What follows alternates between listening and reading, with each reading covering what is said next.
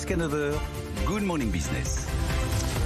Il est 7h45 et nous sommes donc avec Gianbeppi Fortis, président du directoire de Solutions 30. Solutions 30, vous en avez entendu beaucoup parler au cours des derniers mois. Tempête boursière, rapport anonyme dénonçant des malversations comptables. Et puis finalement hier, validation par vos actionnaires de toutes les résolutions que vous avez proposées, maintien des 4 administrateurs, plan de transformation, bref, vous avez la confiance de vos actionnaires. D'ailleurs, l'action a augmenté de 14% hier. Vous avez poussé à un grand ouf de soulagement ? Absolument. Oui, merci beaucoup pour cette introduction. C'était une étape très importante. Il y avait 3 choses importantes qui devaient passer: l'approbation des comptes, le renouvellement des mandats du conseil de surveillance et l'approbation du nouveau commissaire aux comptes. Ah oui, parce que le précédent commissaire aux comptes, EY, vous a laissé tomber en race campagne. Il a dit que il ne se sentait pas de valider les comptes 2020. D'ailleurs, est-ce qu'ils ont été validés, les comptes 2020 ? Alors, nous avons fait un audit qui était très poussé. Et effectivement, notre commissaire aux comptes nous a dit: je ne peux pas donner une opinion.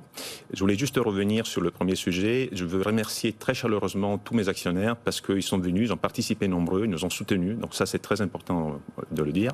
Ensuite, concernant les comptes, nous avons maintenant des comptes qui ont été approuvés par le conseil de surveillance. Ils ont été approuvés par nos actionnaires. Oui. Et nous allons les déposer au tribunal dans les jours qui suivent. Mais pas validés par des commissaires aux comptes. Le nouveau commissaire aux comptes va arriver. Qu'est-ce qu'il doit faire maintenant ? Nous sommes à fin juin et nous sommes attendus sur la publication du premier semestre 2021 à fin septembre. Ah. Donc, il attaque les travaux sur ça cette semaine. Et ensuite, dans ses diligences, la première chose qu'il doit faire, c'est analyser le bilan d'ouverture, c'est-à-dire le bilan 31 décembre 2020. Il va regarder, s'il a des remarques particulières à faire, il les fera. Ça m'étonnerait parce que dans ce qu'on a fait avec EY, il y a eu une audit qui a été très poussée. Et il n'y a pas eu de désaccord sur des éléments comptables. C'est-à-dire toutes les remarques d'EY ont été intégrées dans les comptes que nous avons publiés. Donc, nous ne nous attendons pas à des mauvaises surprises sur les comptes 2020. Est-ce que vous avez eu des informations sur qui est derrière cette affaire au final ? Rapport anonyme, où en est l'enquête ? Ce rapport anonyme, il faut le rappeler, pour ceux qui n'ont pas suivi les précédentes étapes, qui a fait qu'on vous a accusé de malversation comptable, de rapport avec la mafia. Ça fait dégringoler le cours de bourse.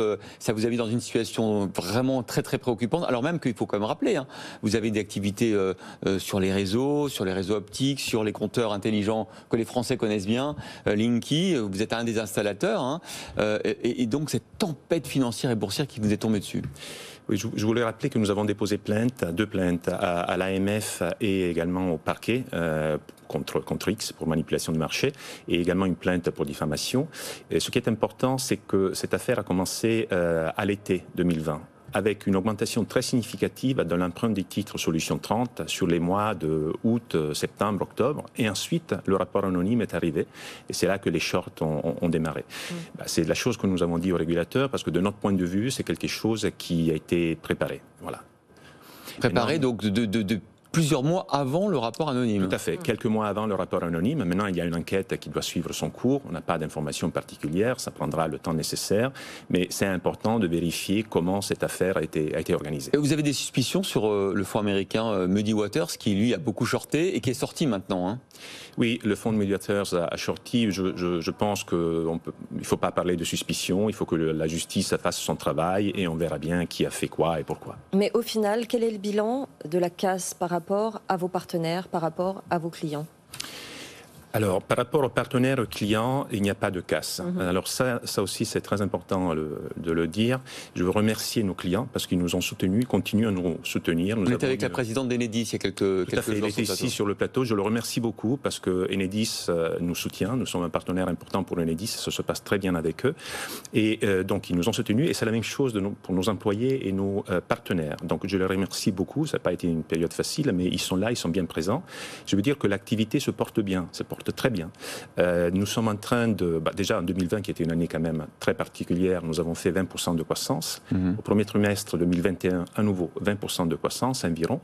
Et là, il y a tout le plan de relance qui rentre en jeu sur toute l'Europe, avec des gros investissements dans les réseaux de télécommunications, dans la transition énergétique, et nous sommes en plein milieu de tout ça. Donc, nous voyons devant nous vraiment de très belles années de croissance, et donc voilà, nous sommes très bien positionnés sur des marchés qui sont très porteurs. Votre agilité, maintenant, c'est un petit peu votre capital, vous avez 80% de flottant. Est-ce que vous avez besoin d'un actionnaire de référence ? Alors ça, c'est un des sujets sur lesquels nous allons travailler à partir de la semaine prochaine, parce qu'il fallait quand même avoir un commissaire aux comptes et des comptes certifiés, mais oui, nous allons rechercher un actionnaire de référence parce que nous avons un flottant de 80%, Ouais, c'est ça. très fragmenté, ce qui nous rend fragile à des attaques et qui crée beaucoup de volatilité, qui fait du tort aux actionnaires longs. C'est quoi le profil de l'actionnaire de référence que vous recherchez? C'est un fonds d'investissement? C'est un partenaire industriel? Peu importe, c'est quelqu'un qui comprend notre stratégie, qui la partage et qui nous permet de travailler sereinement pour créer de la valeur pour tous les actionnaires.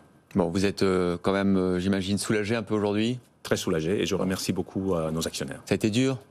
Ça a été dur. Bon. Merci en tout cas. On va continuer à suivre évidemment Solution 30 et on verra qui sera votre actionnaire de référence dans quelques temps. Merci Gianbeppi Fortis, président du directoire, d'être venu au lendemain de cette AG si importante pour vous sur le plateau de Good Morning Business.